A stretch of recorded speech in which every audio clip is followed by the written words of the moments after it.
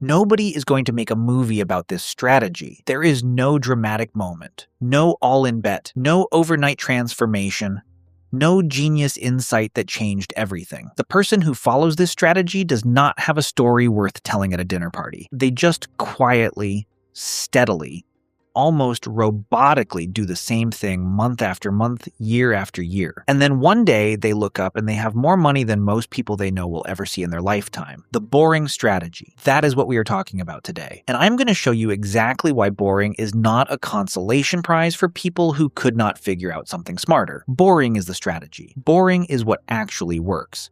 And the data behind it is so overwhelming that once you see it clearly, you will never again feel tempted by the complicated, exciting alternative that always seems to be one click away. The boring strategy has a few components, and none of them will surprise you. That is the whole point. You save a consistent percentage of your income every month, ideally between 15 and 20%, before spending a single dollar on anything else. You invest that money automatically into a small number of low-cost, broadly diversified index funds. You reinvest every dividend. You never try to time the market. You ignore financial news almost entirely, and you do this without exception for as long as you are working, typically between 25 and 35 years. That is the whole strategy. No secret ingredient, no advanced technique, just consistent contributions to boring funds left alone to compound for a very long time.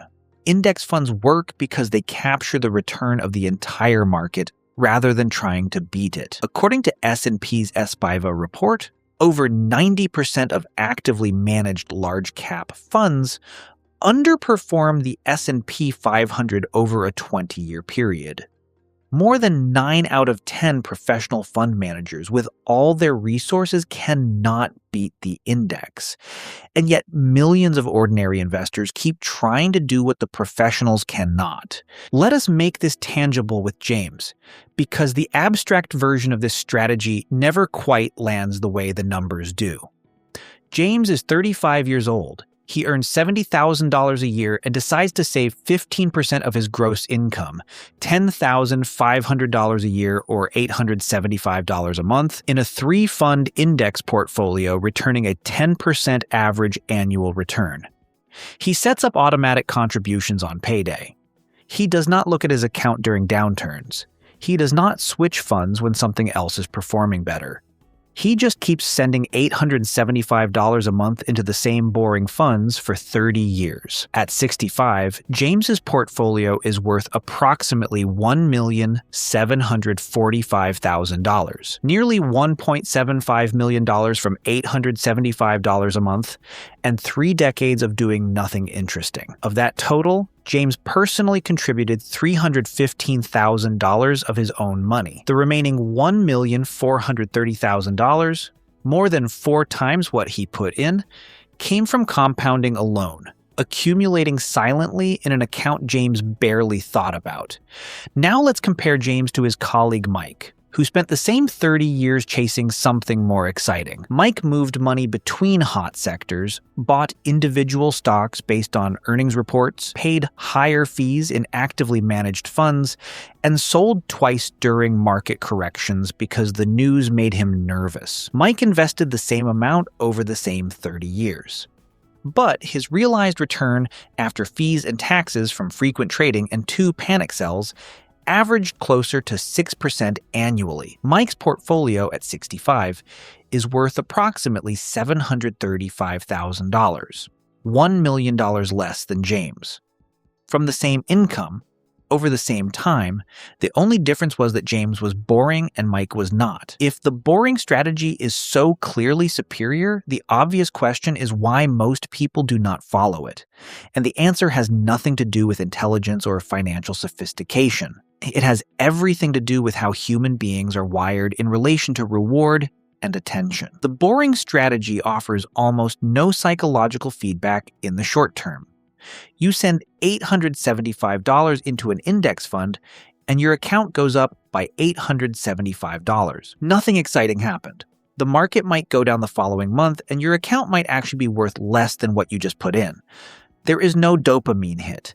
There is no confirmation that you made the right call, just a number on a screen that moves in ways that feel completely disconnected from any decision you made. Exciting investing offers the opposite experience. Every trade is a decision. Every decision produces an outcome. Every outcome generates a feeling. Euphoria when it goes right, urgency when it goes wrong. It feels like engagement. It feels like control. But the research consistently shows that the more active investors are with their portfolios, the worse their long-term returns tend to be. The activity itself is the problem. There is also the social dimension. Nobody brags about their 3-fund index portfolio at a dinner party. The strategies that generate conversation are the ones involving risk and drama, which is precisely why the people talking the most about investing are so rarely the people building the most wealth. Starting the boring strategy is simple, and that simplicity is not a warning sign. It is the feature. The first step is to open a tax-advantaged account if you do not already have one fully utilized. Max your 401k first, especially if your employer matches contributions. That match is an immediate 50 to 100% return on the matched portion, which nothing else can reliably beat. After that, max your Roth IRA, then a taxable brokerage account. In each account, buy a small number of low-cost index funds, a total U.S. market fund, an international fund, and a bond fund if your timeline warrants it, and set contributions to automatic. The second step is to build a rule about market downturns before one happens, not during. The rule is simple. You do not sell during a correction. You keep contributing. Every market downturn in the history of the U.S. stock market has been followed by a full recovery and new highs. Every single one. The people who sold locked in losses permanently. The people who held and kept contributing came out ahead every time. The third step is to remove as many decisions from the process as possible. Automate your contributions, review the portfolio once a year to rebalance, then leave it completely alone. The more decisions you remove, the less opportunity you have to derail the strategy at exactly the wrong moment. The boring strategy will never be the most interesting thing you talk about. It will never be the story you tell about how you made your money. It will never produce a single moment you can point to and say, that is when everything changed. What it will do is quietly, patiently, and with almost mechanical reliability turn consistent contributions into a number that genuinely changes your life over a timeline that feels uncomfortably long at the start and surprisingly short by the end. James did not do anything remarkable. He just did not stop doing the unremarkable thing, and 30 years later that turned out to be the most remarkable financial decision he ever made. If this video helped, hit the like button and share it with someone still waiting for the exciting version to come along. And subscribe if you have not already, because next week, we are going into something that connects directly to this.